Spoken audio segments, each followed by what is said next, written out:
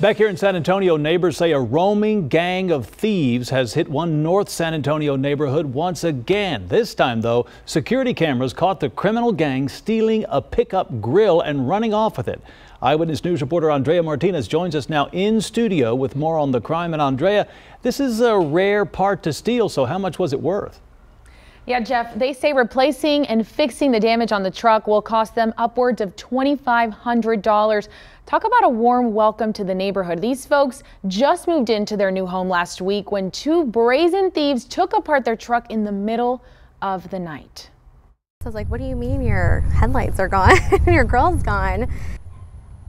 But Amanda Herring and her husband woke up to Friday morning a truck with no grill or headlights, and the act was all caught on surveillance video from their neighbor's house. Take a look at the video. You can see the thieves pull onto the street, parking out of the camera's view. That's when Amanda believes they used some sort of device to open the truck, pop the hood, and dismantle the grill and headlights. All of that while getting spooked a couple times and walking back and forth to their car.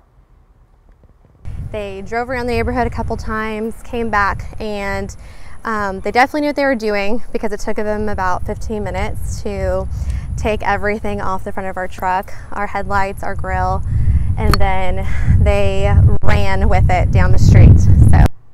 And check this out. At one point, you can even see the thieves peeking into the neighbor's truck too. Then again, just walking up and down that street a few more times before finally going back to Amanda's truck and running off with that part. Now, since then, the family has installed security cameras, and neighbors say this isn't the first time this has happened in the neighborhood. Now, the family filed a police report, and SAPD is investigating. Amanda is warning everyone in the area to be vigilant. In the studio, Andrea Martinez, KENS 5 Eyewitness News.